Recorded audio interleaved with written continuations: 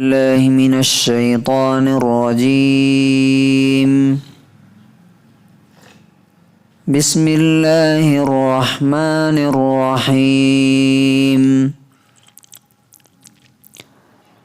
وإذ قال إبراهيم رب اجعل هذا بلدا آمنا وارزق أهله من الثمرات من آمن منهم بالله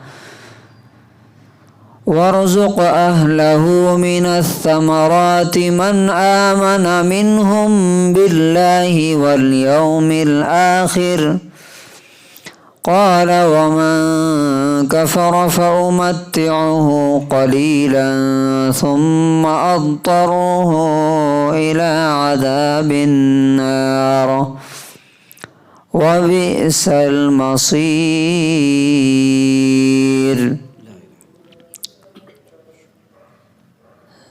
سورہ بقرہ سورہ نمبر 2 آیت نمبر 126. اور اس وقت کو یاد کرو جب کہ ابراہیم نے دعا کی، اے میرے مالک اس کو ایک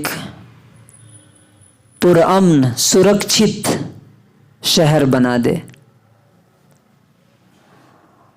اور اس کے رہنے والوں کو ہر طرح کے پھل عطا کیجیے، ان کو ان میں سے ان کو جو اللہ کو اور آخرت کو مانے یقین کریں. اللہ تعالیٰ نے کہا اور جو کفر کرے گا میں اسے بھی دنیا کا سامان دوں گا، پھر اسے گھسیٹ کر کے آگ کے عذاب کی طرف لاؤں گا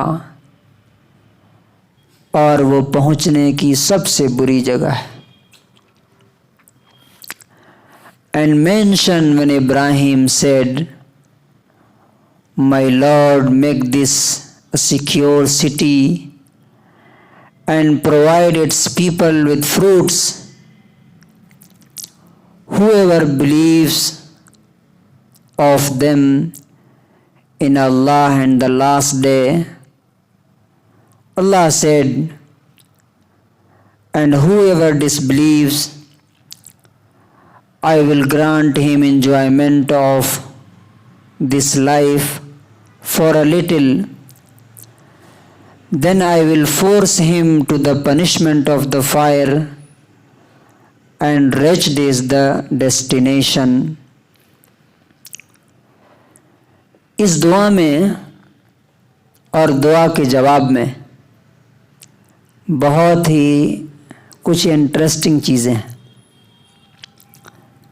سب سے پہلی چیز دیکھیے کہ ابراہیم علیہ السلام نے کیسے شہر کی دعا کی کہ ایک سٹی کیسی ہونی چاہیے. تو پہلے نمبر پہ فرمایا کہ بلدن آمنن. آمنن کا مطلب ہوتا ہے، اسی سے ایمان کا لفظ بنتا ہے، امن سے بنا ہے. یہ امن خوف کے اپوزٹ ہے امن، یعنی پیسفل سٹی بنائیے. آپ کو معلوم ہے کہ دنیا میں سب سے زیادہ لوگ کہاں رہنا چاہتے ہیں؟ سب سے بڑے لوگ کہاں رہنا چاہتے ہیں؟ اس جگہ پہ جہاں پہ پیس ہو، سیکیورٹی ہو، جہاں آپ کی جان سرکشت رہے، بچی رہے، آپ کا مال سرکشت رہے، آپ کی عزت بچی رہے. اسی لیے آج سیکیورٹی اور پیس کو سب سے پہلے پریفرنس دیا جاتا ہے. آپ پیسہ کہاں انویسٹ کریں گے؟ اس کنٹری میں، اس اسٹیٹ میں جہاں پر آپ کا پیسہ بچا رہے. تو دیکھیے کہ ابراہیم علیہ السلام کو، جو پیغمبروں کو اللہ تعالیٰ جو دماغ دیتا ہے وہ کیسا ہوتا ہے. آج جو پوری دنیا کے سائنٹسٹ کہہ رہے ہیں، جو اسکالرز کہہ رہے ہیں، وہ انہوں نے دعا کی فرسٹ نمبر پہ کہ اس شہر کو ایسا شہر بنائیے جہاں کسی طرح کا خوف اور ڈر نہ رہے۔ تو آپ جا کے دیکھیے مکے میں کیسا پرامن اور پرسکون ہے، اور اس کا کرائم ریٹ آپ چیک کیجئے، نیٹ پہ دیکھیے آپ۔ دوسری چیز، اگر شہر میں کوئی خوف نہیں ہے، کوئی ڈر نہیں ہے، لیکن پیسہ نہیں ہے، تو کیا کرے گا آدمی وہاں رہ کے؟ تو دوسری دعا یہ تھی کہ وہاں کے رہنے والوں کو ہر طرح کے پھل دیجیے۔ تو آج آپ جا کے دیکھیے، آپ کو معلوم ہے مکے میں کچھ نہیں ہوتا۔ جو لوگ گئے ہیں ہم نے بھی دیکھا ہے کہ مکہ چاروں طرف سے پہاڑوں سے گھرا ہوا ہے، بیچ میں تھوڑی سی جگہ ہے، اس کو وادی بولتے ہیں۔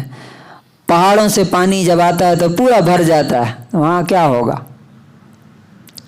ہاں، مدینے میں چیزیں ہوتی ہیں، کھجوریں ہوتی ہیں وغیرہ۔ جہاں کچھ بھی نہیں ہوتا ہے وہاں دنیا کی کون سی چیز آپ کو چاہیے؟ آپ کے ہاتھ میں ہے وہ۔ اور کرناٹک کی کون سی چیز چاہیے؟ وہ آپ کو ملے گی وہاں پہ۔ یہ ہے دعا کی قبولیت۔ وَارْزُقْ أَهْلَهُ مِنَ الثَّمَرَاتِ۔ تو پہلی چیز کیا ہے؟ پیس، اور دوسری چیز پراسپریٹی، اور یہی ہم دعا کرتے ہیں۔ آج آپ دیکھیے گا کہ اگر کوئی شخص دعا کرتا ہے کسی کے لیے تو کیا اللہ تعالیٰ آپ کو سکون دے اور رزق دے، رزق دے۔ وہ ابراہیم علیہ السلام نے دعا کی۔ اچھا، تیسری چیز جو اس میں سیکھنے کی ہے وہ کیا ہے کہ اوپر ابراہیم علیہ السلام نے اللہ تعالیٰ سے پوچھا تھا، جب اللہ تعالیٰ نے کہا تھا کہ میں تمہیں دنیا کا لیڈر بنانے والا ہوں، تو اللہ تعالیٰ نے کہا کہ ابراہیم علیہ السلام نے کہا کہ کیا میری اولاد بھی بنے گی؟ تو کہا کہ میرا وعدہ غلط لوگوں سے نہیں ہے۔ تو دیکھیے، خلیل اور دوست اسی کو کہتے ہیں جو دوست کے مزاج کا خیال رکھتا ہے۔ اس دعا میں اللہ کی اس بات کا خیال رکھا، فوراً کہا من آمن منہم باللہ والیوم الآخر، یہ امن اور پیس اور پھل اسے دیجئے جو ان میں سے ایمان لائیں اللہ پر اور آخرت پر۔ یعنی میں اپنے غلط اولاد کے لیے دعا نہیں کروں گا، اچھی اولاد کے لیے دعا کر رہا ہوں۔ لیکن اللہ تعالیٰ کا جو رسپانس آیا وہ بھی بہت ہی امیزنگ ہے، اور وہ بھی سمجھنا چاہیے ہمیں۔ اللہ تعالیٰ نے کہا وَمَنْ كَفَرَ، جو کفر کرے گا۔ کفر کا مطلب صرف یہ نہیں کہ اللہ کو نہیں مانتے، وہ بھی کفر ہے، اور یہ بھی کفر ہے کہ انسان کہتا تو ہے کہ اللہ کو مانتا ہوں لیکن اللہ کی نہیں مانتا، اللہ کی بات نہیں مانتا، جیسے بہت سارے مسلمان نہیں مانتے۔ تو کہا کہ فَأُمَتِّعْهُ قَلِيلًا، ہم دنیا میں جینے کا سامان اسے بھی دیں گے، اسے بھی مال و متاع دیں گے، اسے بھی پیسہ دیں گے، اسے بھی پوسٹ دیں گے، لیکن ہو سکتا ہے کہ وہ پرائم منسٹر کی کرسی تک بھی پہنچ جائے، ہو سکتا ہے کہ دنیا کا سب سے بڑا مالدار بھی ہو جائے، لیکن اس کے بعد کیا ہوگا؟ ثم اضطرہ الی عذاب النار، اسے گھیر کر کے، گھسیٹ کر کے، مجبور کر کے آگ کے عذاب میں ڈالوں گا، وبئس المصیر، اور وہ پہنچنے کی سب سے بری جگہ۔ تو اس آیت میں ہمارے لیے کیا سبق ہے، کیا لیسن ہے؟ پہلا، ہم لوگ بولتے ہیں نا دعا قبول نہیں ہوتی، دعا اس وقت اللہ قبول کرتا ہے جب آپ اس کی بات قبول کریں گے۔ چونکہ ابراہیم علیہ السلام کو اللہ نے جو بھی کہا فوراً اس کے سامنے سر جھکا دیا، اسی لیے جب ابراہیم نے ہاتھ اٹھایا تو ان کی کوئی دعا اللہ تعالیٰ نے رد نہیں کی، ریجیکٹ نہیں کی۔ چنانچہ یہ دونوں دیکھ لیجئے، یہ تو آج ہمارے آنکھوں کے سامنے ہے نا۔ اور دوسرا سبق اس سے یہ ملتا ہے جو بہت امپورٹنٹ ہے، وہ کیا ہے کہ اپنے لیے اللہ سے دعا کرنی چاہیے کہ اللہ ہمیں بھی سکون دیجئے، جس کو عافیت بولتے ہیں نا، عافیت مانگنے، اللہ تعالیٰ عافیت دیجئے۔ رسول اللہ صلی اللہ علیہ وسلم نے بھی دعا سکھائی ہے نا، اے اللہ ہمیں عافیت دیجئے۔ اور نمبر 2، پیسہ دیجئے، مال دیجئے۔ اور جو دوسری چیز اسے سیکھنے کو ملتی ہے وہ یہ کہ اگر کوئی دنیا میں بڑی ترقی کر رہا ہے اللہ کو چھوڑ کے، اللہ کو اور دین کو ساتھ میں لے کے دنیا میں ترقی کر رہا ہے، تب تو بہت اچھا ہے۔